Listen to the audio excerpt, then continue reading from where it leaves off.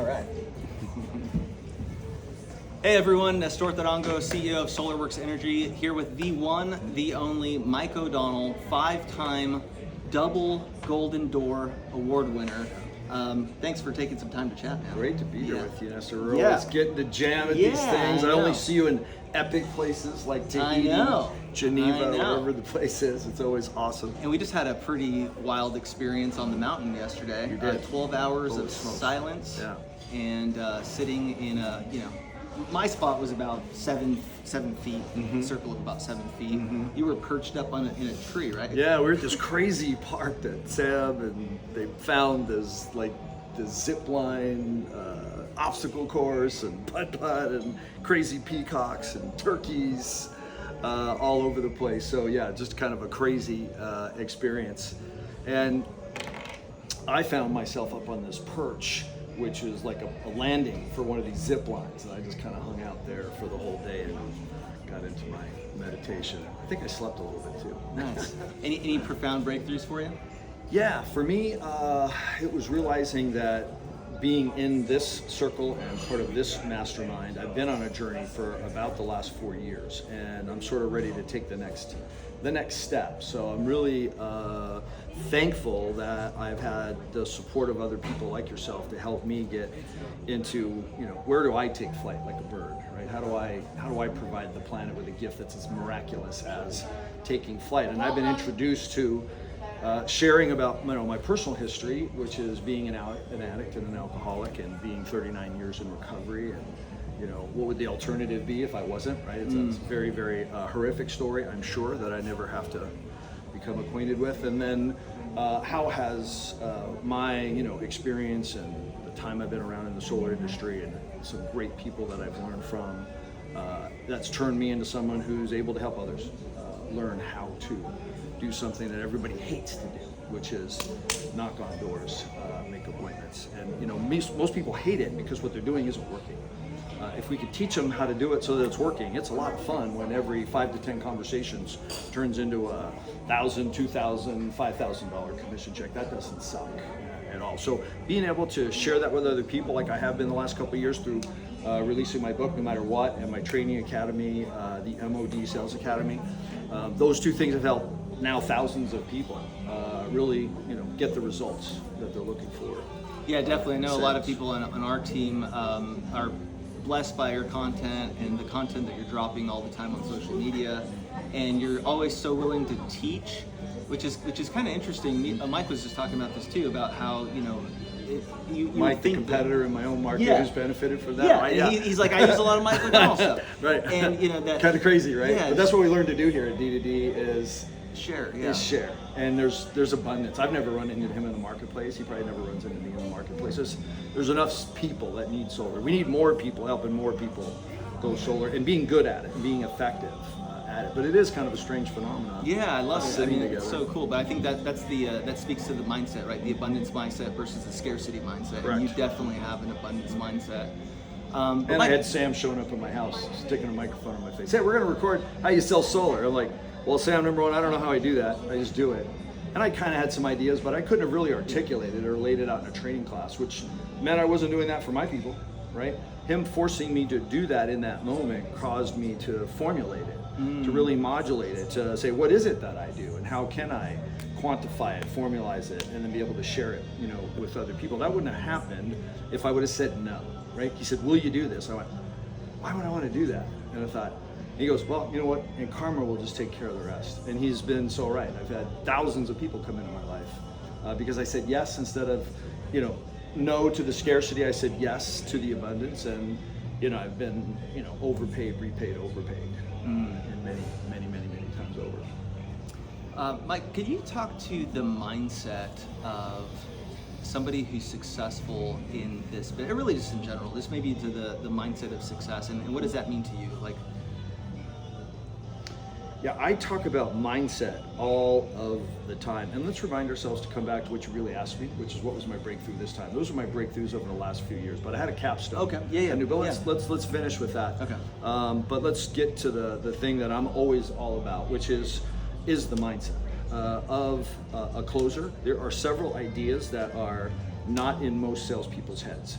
And when a sales person sits in front of a customer and that customer says, can you email this to me? They're all excited, you know, they're sold, but they're not closed. Can you email this to me? You know, how do you treat that moment, and what do you do with that moment so that 10 minutes later they're signing contracts and they're happier than you, by the way, that they're moving forward. Why? Because you know how to do your job. Like years from now, if you don't know how to do your job and they don't get solar and they look back and they think, that guy was here, we were so sold on solar, what happened? I wish he would have been better at what he did, because we were so ready to go solar. We just said, can you email it to me? And he said yes, and you know, I don't know, something happened, we didn't go solar. So learning how, you know, to get that in your mind, that's a mindset that it's your actual job. It's not, you're not that guy, you're not the used car sales guy, you're not the timeshare guy. And people tell me all the time, I ask them, did you go for a today only close? Did you perform this close or that close, or did you empty the clip? And they'll be like, yeah. And what happened is they bought the objection, you know, and they were closed. Instead of coming in there going, my job is a closer. It's the service I perform is to help the customer get over that hill, and coming down the other side is scary. If they can pull the brake, they will. And it's at that moment in time when you're supposed to be there doing your job and there's no brake there. And you just go over the hill and they sign up, and they're the ones that are happy. They're the ones that have received the service. You know, I talk about, you know, a 7-figure income. You can't make a 7-figure income unless you're providing a 7-figure service. Unless you're a con man. We got a few of those in the solar world, but that's short-lived. You got to change your phone number every 6 months. If you want to make a 7-figure income year after year after year after year, then you have to be providing a service that's worth that much money. And I do that because I know what my job is and I know how to do it, and I'm even more excited to teach, you know, other people how to do it. Awesome. Did you want to go back to the epiphany that you had? Yeah. Kind of as we're finishing up, we can do that. Any more questions before we head there? I have lots more questions. Let's go there. Yeah, we'll finish up with that. Okay, gotcha. Yeah. So we were on a call about a week and a half ago at this point, and you were talking, I mean, I think it's the basis for your next book, but the way that you're building urgency in the story that you're telling, I've never heard it with so much conviction. And I was completely sold. I was like, yeah, this makes a ton of sense. And you know, it seems like solar sales has kind of changed the way we talk about it, right? From like, you know, monthly savings to there is very little monthly savings, if any at all. Sometimes it costs more. But you're kind of attacking it now from a little bit of a different angle. Would you mind talking about that a little bit? Yeah, and I think it's the correct angle. The angle of knocking on a door saying, hey, you should go solar, it's cheaper, just isn't the case in most markets. You still have net metering in your market. I hope you're bringing the urgency to that whole market, to every customer, that net metering is here today. It will not be here tomorrow. It's disappearing all over the country. It just disappeared in the most pro-solar state on the entire planet, which is California. No more net metering. If you have net metering in your state, man, bring the urgency on that. Customers need the service. If you explain to them that that is here right now, they need to grab it. If they don't, they will suffer from profound regret. So help them avoid profound regret. And that really is the basis for all effective solar sales. The things that roofers have over us is that you need a roof that doesn't leak. Nobody needs solar. We're knocking on the door going, can I interest you in a $50,000 thing that you don't need? Oh, and by the way, it's $50 a month cheaper, maybe, not anymore, used to be. Is that interesting? Is that compelling? It wasn't compelling when it did save you $50 a month. So it's just not a compelling thing. And so what most solar salespeople resort to is they start saying stuff that doesn't have anything to do with solar. Can I interest you in our model home program? Can I interest you in some metering program? They start trying to leave out the word solar, right? They start trying to be knocking on a door talking about metering, and pretending you're with the electric company. Isn't it weird that these validation calls from, solar financing companies start with, by the way, the guy that sold you this shit does not work for an electric utility company, because they knocked on the door pretending. So people are doing that because what they're doing and knocking on doors isn't working, and so they start doing something else. And so, yeah, go solar, it's cheaper. Didn't work that great to start with. Now it doesn't work at all. So what should you be doing? You should be really explaining the value of solar. And the value of solar is you either go solar or else, right? And that's the title to my book. It'll actually be called Go Green or Else. So I'm going to try to kind of bring it to a wider audience than just us solar guys. So go green or else. It's the promise and the threat of the Green New Deal. Hey, they told us initially there was $400 billion in this bill when we signed it into law a year ago, August.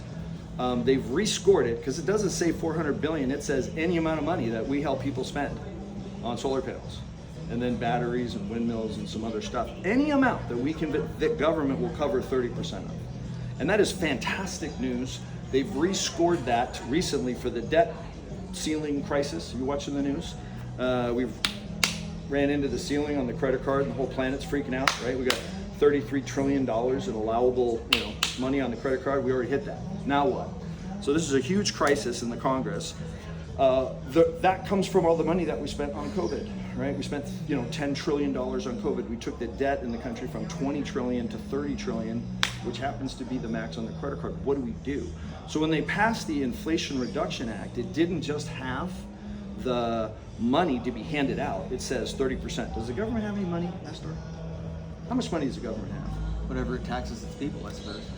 I just looked in on, it was a negative 33 trillion, right? Right, I have a negative 33 trillion. That's how much money the government. So when they say we're going to give out $1.2 trillion, and that's what the new number is, they just rescored it for the debt crisis. It's not 400 billion, it's 1.2 trillion is the amount of money the CBO, Congressional Budget Office, expects to be writing checks for over the next 10 years. That's our margin, by the way.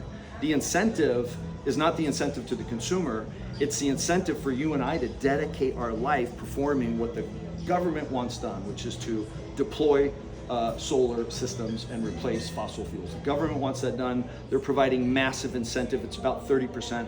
Look up what the approximate margin on a solar deal is. It looks very close to that number. Who's getting the incentive? We are. Who's paying the money? The customer. And who's paying the money specifically? The customer that doesn't go solar. The customer that does go solar gets their piece of that 1.2 trillion. And it's a healthy chunk, $10, $20, $30,000. But if they don't go solar, they're gonna find themselves paying that money because they're the ones who have to pay it. Where's it gonna come from? Taxing fossil fuels. Listen to what the government's telling you and you'll understand what's happening and what's the consequences of all these things. And that's just the beginning. There's so much more going on at a macro level that's gonna have a profound and fantastic and horrible effect on the homeowner's personal finances as they pay for this transition from fossil fuels to a new, it's not just a Green New Deal, it's really a new economy. The entire economy is fueled by energy. And it used to be, when I was a kid, there was about 10 companies in the entire world that distributed and made the earnings and profits from energy. And now there's, an unlimited number, right? Millions and millions of entities will now benefit from the collection of energy, the distribution of energy, selling the energy. If you can articulate that in how it affects them right now today, whether they do go solar or don't in the next 10 years, they're gonna be horrified, terrified to not go solar. Talk to me more about this. So I'm a homeowner. I'm like, yeah, this solar thing, like, $50,000 is a lot of money. I think I'm going to put this off for a couple of years. What does that mean to me that I'm going to be paying for it? You're going to be paying for it. So they're going to, do you drive on the road? Yeah. Are you driving on pretty cool roads in Mexico these days? Yeah, they're decent. Did you get your monthly bill for the roads? No. How are all those roads getting paid for? Taxes. What kind of taxes? Road specific, is it federal income tax? No. I have no idea. Yeah, no one has any idea. So you don't have any idea how you're paying for all these roads, but you're paying for all the roads. That's the infrastructure of the United States. In the 50s, we decided we better build some infrastructure. We built all the interstate highways, all the states build all the highways or the state highways. Have you ever paid a bill for a road? No. You have. It's in your gas tax. Okay. The way we pay for roads, you get a $100 bill for gasoline, about $30, $40 of that money is for road tax. It's one of the things we're worried about with electric cars. They're on the roads and they're not buying any gas, okay? So that's an issue, that's a problem that we're dealing with. How we're gonna pay for $1.2 trillion worth of solar panels and windmills and batteries is we're gonna tax fossil fuels. And the government views that as a double win because it's a win for them to make fossil fuels double in cost and double again in cost because that will be the real incentive to go solar. You don't need solar now because you have electricity and you can afford it. And that's only going to be the case for a short period of time. The government is not relying on these incentives. The incentives are for us to dedicate our life to convince people they need to go solar. The reason they need to go solar is because they're absolutely positively not going to be able to afford fossil fuels. That's over. We're done burning shit to make energy it's not sustainable. That word sustainable, I just ran into it around the corner. Tourism in Tahiti in a sustainable way. Everything's about sustainable. 8 billion people, we just crossed that transom here in the last year. 8 billion people on the planet, all burning shit every day. Is that sustainable? I don't care if you believe in global warming or not. Like, we ran out of firewood in the 1700s. We couldn't all gather firewood, so we started digging coal out of the ground and lighting that on fire. Then we burnt natural gas and oil on fire. What are we gonna burn next, right? And the answer is nothing. We're gonna stop burning stuff. Why? Because it's destructive in so many ways, and so that's over. The transition's gonna be painful. That 1.2 trillion is gonna be paid for. Just like we pay for the roads, we're paying for that. And the government views that as a double win. Why? Because they get the money to spend, they love doing that. More importantly, the real incentive is gonna come from the consumer paying for that. So you're either gonna get the green energy now, you're either gonna get solar now, or you're gonna pay for it and not have it. Would you rather get solar and not have to pay for it, because you don't pay for it? Who pays for it? Government pays for 30%, and then who makes the monthly payment? Are you going to your checking account and getting that money? Is that net new money out of your checking account? No, we're just robbing the money out of the fossil fuel electric company envelope, and we're putting it into the, hey, I own the Green New Deal solar energy plant. I own this asset. I'm gonna steal the money out of the envelope where I was renting shit and burning shit, and we're gonna put it in the envelope where I own shit. And I pay it off. Instead of being on this pad, I'm on this plan. You wanna end up here, or do you wanna end up here? That's a big ass number. That's how you sell solar. This is like, are you shitting me?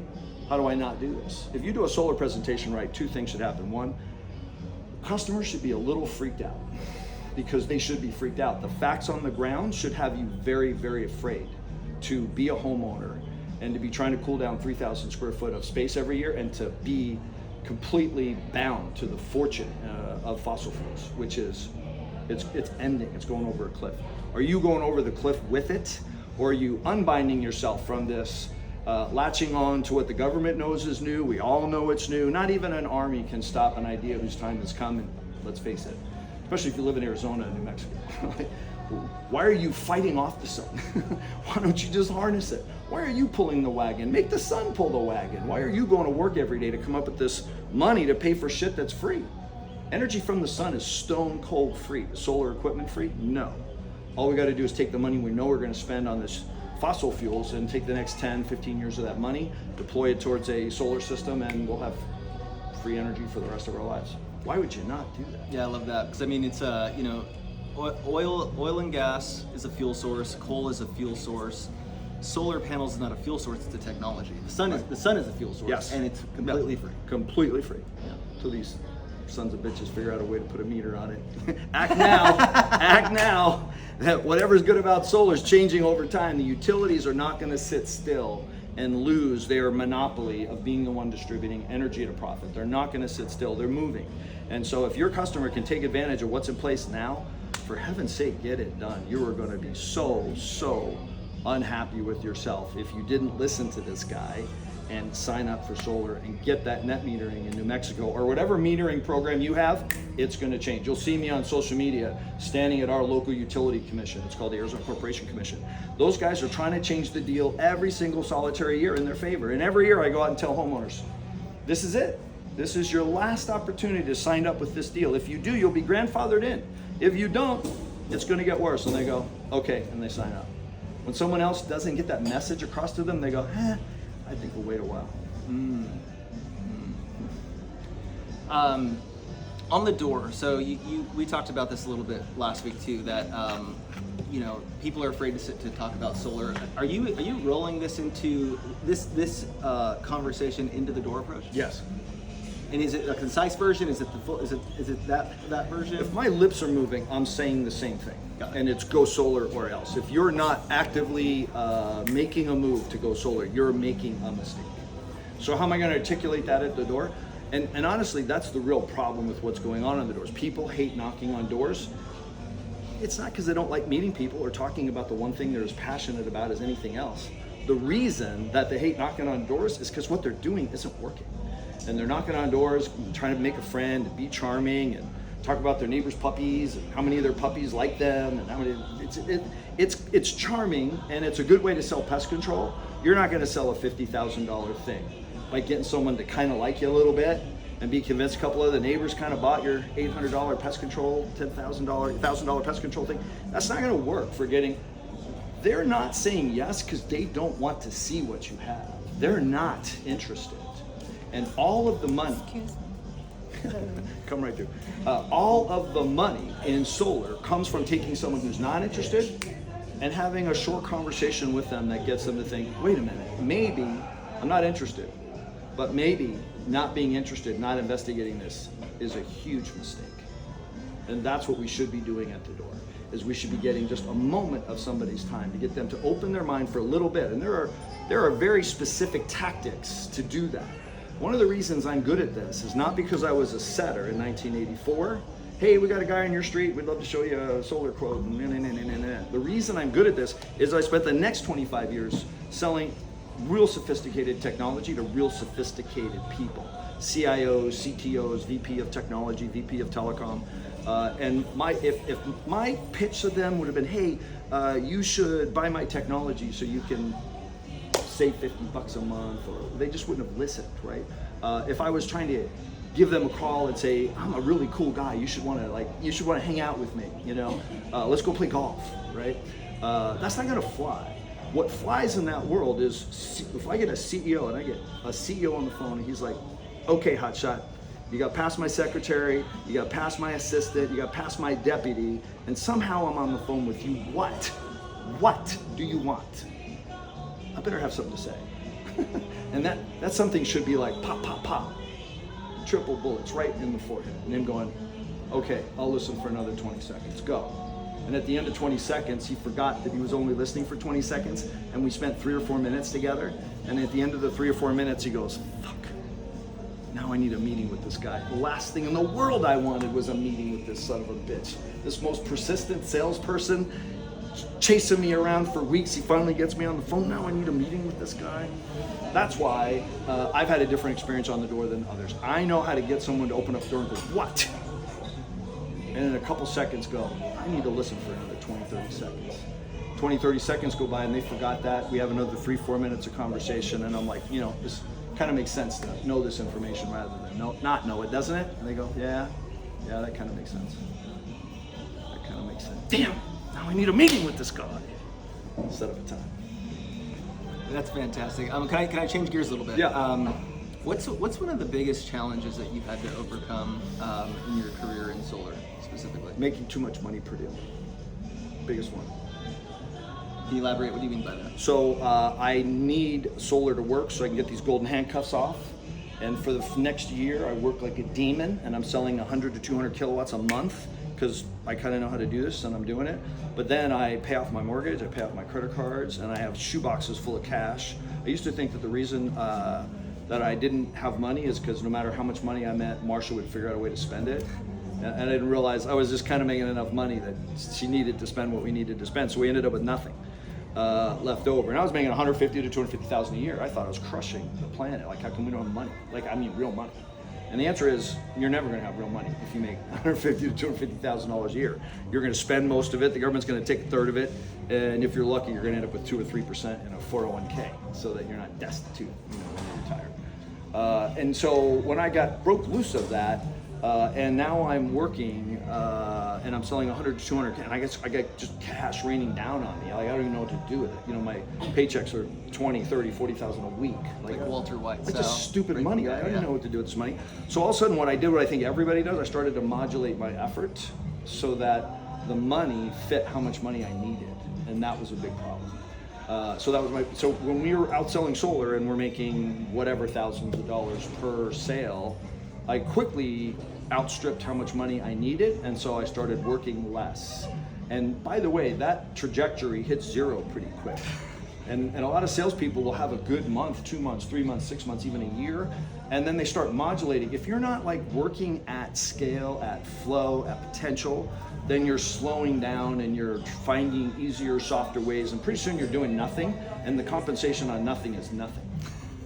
And that's where I was headed. And I had sort of a little mini intervention, number one. And number two, I had urgency. I had urgency introduced into my consciousness. And we were facing the big net metering deadline in Arizona. And then I figured out, wow, here I figure out this thing where I make too much money. And now I'm finding out it's over. And I thought I had 6 months to live. I thought I had 6 months to sell solar. I thought I had 6 months for it to go back to the grindstone of, the American grind, right? And I worked like, man, I'm gonna make enough money so I don't have to at least have to do that for 2 or 3 years. And I found out that I could work in a cadence, in a flow, at a speed that literally generated a 7-figure income.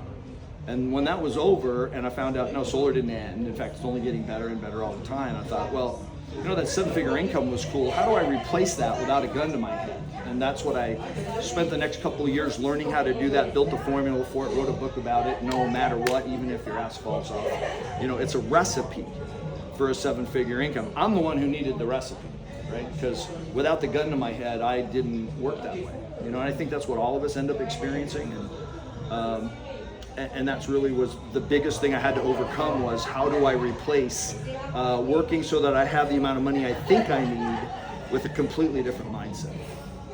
And so is it a challenge still? Like, is it a challenge to this day to kind of always have that sense of urgency, knowing that, well, we don't really know, right? We don't really know how long it's going to go. Because we have an election coming up. I mean, everything that's put in place could change. Yeah, right? It will change. It will. Everything will change. So is it something that you have to practice more than it's just one thing that you figure it out and you're done forever, or is it something that you kind of when have to I'm work at on? flow, which means I'm experiencing the benefit of momentum, I'm as good as it gets, right? I have the experience, I know the word tracks, I'm as good as it gets. When I lose that momentum, when I come back from this trip, and I got another trip the week after that, I'm releasing the Latin SolarCon. I'm releasing the book, which is Passé lo que passé, Passé lo que passé, in Spanish. When I come back from that, I'll be out of the flow that I'm in at home for 2 weeks. I'll have a horrific uphill battle to try to get back into the momentum of being on doors, being in presentations. I'll hide. I'll pretend I'll be super busy. I'll let all the stuff I actually get paid to do make me too busy to do the stuff where I actually make money, which is selling solar. My paycheck versus what I make selling solar, but it's easier to focus on this and let this be the enemy of this when it comes to income. So I'm constantly battling that. That's momentum. So that's one of the reasons I do the call every single solitary day, no matter what. I hope it helps other people, and there's a lot of people on that call every day, but who it's helping is me, because I'm going from 0 to 1, and that's the greatest distance in the solar sales world, any sales world. When I've been on 0 doors in a day or 2 days or a week, the chances of me being on 1 door is just not good.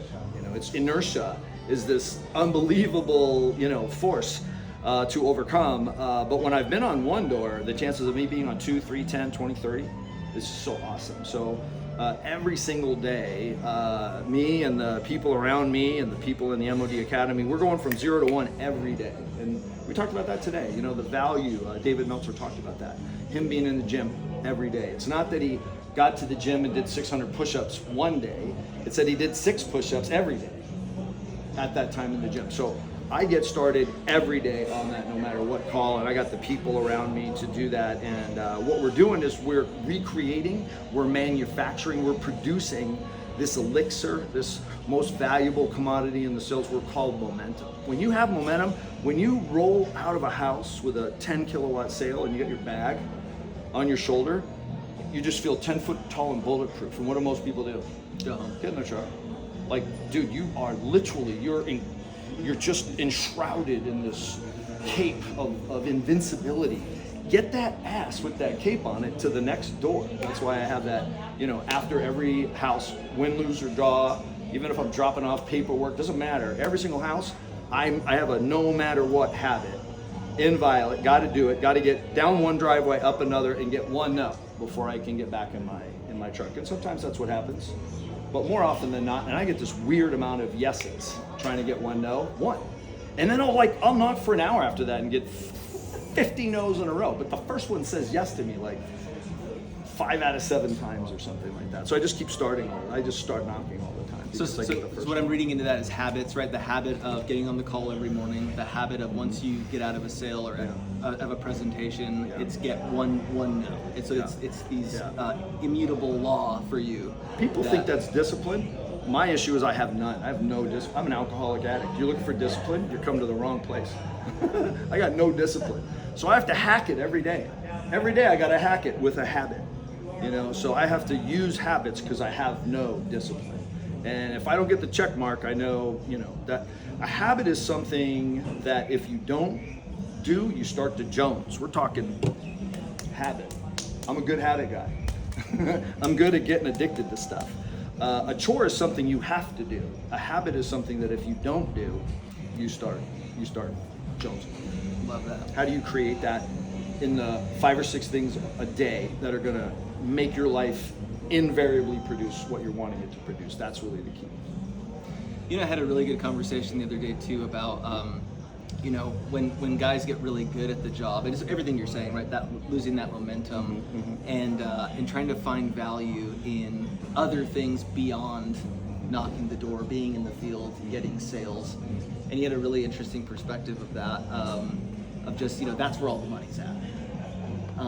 Maybe everybody wants the money to be in that job they're trying to get promoted into, and they get promoted into if there's no money in that job, and they don't want to go backwards because they're too good for that. And plus, they don't really like doing the work. Did you ever do that? Did you ever 100 times in a row. So I sometimes say, Napoleon Hill talks about the fact that men in their 50s have an advantage over younger guys, and that's that they realize that they have a finite amount of time. You start seeing the end of the tunnel. It's far away still, but you see it. When you're in your 30s and 40s, you don't even believe there is an end to the tunnel. You just think you're going to be invincible forever. So that's a disadvantage because you feel like you have all the time in the world. The urgency comes from feeling like you have a very limited amount of time to get a lot done. And so I have that advantage. But in my younger days, I in my 20s and 30s, I got promoted over and over and over again into a job where I went from being a superstar quarterback of football and hearing the cheers and stands to using that to get promoted to the guy in the office at the spreadsheet who is making a lot less money than the guys on the field. Going, why did I want this job? What the hell? Now my job is to herd cats and make less money than the guys that I'm managing. That's a terrible job. Unless you can somehow turn that into a leadership position where you're leading from the front, you're out in the field. So, I refuse to come into the office, for those 5 years, double Golden Door awards, putting up a 7-figure income, doing that. And now I've compromised. I'm now doing what we'll talk about at the end, which is creating, a much bigger scope as an entrepreneur, but it's less fun and it pays less money, but there's a longer vision to it. But if I were to leave selling out of it, my paychecks would suck. $187, 182, $5,700, $197, $300, $7,600. Like if I wasn't selling solar, my paychecks would suck. And that's as the owner and head of sales for $50, $60 million company. No one's going to pay you that kind of money to be sitting behind a desk and running meetings and stuff. They're just not. I love that. Can I ask you some rapid fire questions? Yeah. Top 3 tips, top of the head, for someone just getting started out in this business. Find someone that knows how to do it and copy them. How do you know that they know how to do it? Ask to see their paycheck. Like, how much money did you make in the last 12 months doing this? And if it's not over $200,000, they haven't begun to figure this out themselves. If it's not over $500,000, they're really not in kind of the best of breed class. And if they're truly gifted, if they're well trained, working hard, and have an aptitude all at the same time, they're going to be in the very high 6 figures or up and over 7 figures. If you can find someone that can really show you how to do it, then just do what they do, and you'll end up getting there. Find the best training you can possibly train. Shortcut this. There's a way to do it. It's very easy to make a $50,000 sale in 1 2-hour visit if you know how to do it. It's really hard if you don't. Love that. Top 3 tips for someone in or just getting into leadership. Don't. Just keep saying no, year after year after year. By leadership, if you mean leading a squad of 2 setters, that's the highest, best paying job in the entire industry. The minute you rise to some override thing, your income's going to slow down. So you better have another reason for doing it, like, whatever, long-term vision, career advancement. I recommend you do, as you, what I was just saying before, I recommend that you don't take a job unless it means you make more money, not less, which means leading more people, but continuing to be on the door, continuing to be at the table, continuing to be the closer. If you really are that guy at the door, you really are good at that presentation, you really are good at getting the customer up and over that and signed up, you won't have to recruit, you won't have to get promoted. People will just seek you out and want to be, just please teach me how to do this. It's like, well, all right, you're going to spend some time as a setter. Let me show you how to do that. And they're setting appointments for you. That's where it comes from. Love it. Other than your own book, are there any of your top favorite books? I'm constantly coming back to the book that really changed it for me. If you're a lazy, undisciplined guy, I recommend you read Many Habits, right? And Many Habits says, don't read this book.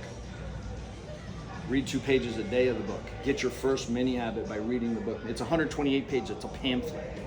And I used the other reading time that I had from doing that to read Think and Grow Rich. I had Think and Grow Rich on my bookcase for dozens of years. I had multiple copies. I probably read a bit of it here and there, but I hadn't taken the course. It's a textbook. It is the textbook for a course. Napoleon Hill took decades of taking on the challenge that Carnegie gave him, which was to visit with the billionaires. And they weren't billionaires because of inflation.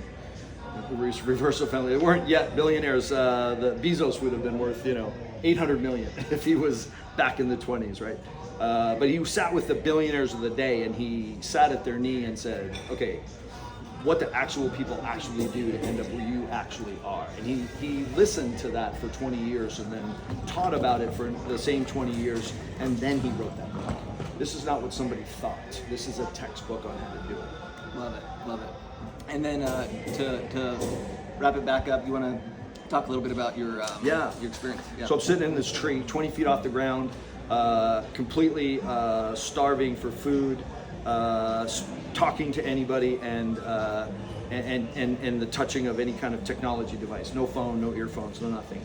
And I'm like, okay, well, part of it is what I was saying. I'm 3-4 years into this journey of sort of figuring out what do I look like taking flight?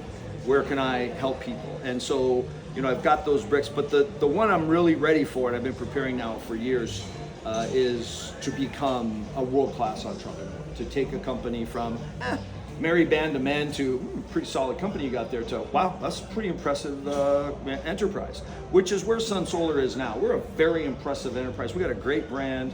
We got a great top contractor in Arizona, right? Top contractor in Arizona, top 20 in the United States. We were voted the #1 customer experience by you and our other peers at DDDCon in the last year or so. So we really have a brand, and it's a dual brand. The brand is, if you want this done right, this is the right company to do it. And then if you want to make a lot of money as a solar sales rep or a solar sales team, that's where you want to be. Because I don't know why, but these guys just seem to have people on stage, lots of them, getting Golden Door Awards every year. 25% of the guys that work for me make over $500,000 a year.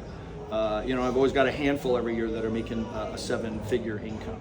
So it is repeatable. It is a recipe. That's why I wrote the book. The book, no matter what, the recipe for a 7-figure income in solar sales is real. It's repeatable. So to have the ability to get that kind of training, and which is really half the story. I came out of the closet at SolarCon this year when I gave the talk and said, okay, I've only told you half the secret. Half the secret is knowing how to sell this shit. The other half is having some amazing organization put it in. Because if that's not the case, every time you sell one, you're going to become more and more and more burdened, and less and less conviction inside you. And closing a sale is really the ability to pass on confidence with conviction at the moment of truth. And if you don't believe it, you can't do it.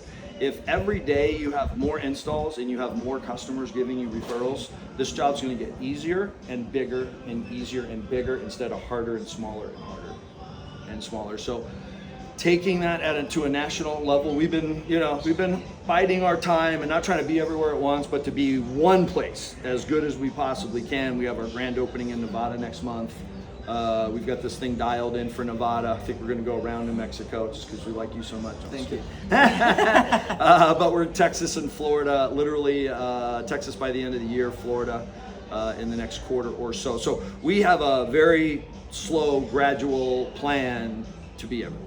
And so to me, that is something that is going to happen in our business. We're going to end up with probably 15 to 20 companies try to do that. We're going to end up with 8 real contenders, and at the end of the day, you're going to end up with a Home Depot, a Lowe's, and an Ace Hardware, and maybe a couple others that you don't hear from and so as much. So my goal is to be, one of those 3. If I get the Wall Street capital, maybe Home Depot. If not, I'll cobble it together. We'll be Ace Hardware. So there's a lot of good models. So anyway, sitting up in that tree, I mean, I could just kind of see that vision and see my challenges. I struggle every day. Every single day I struggle. I suck at almost everything you're good at, right? You and I were talking about, you're learning to be good at what I'm at. I mean, we should help each other. The way you organize and manage, and your leadership is very management driven.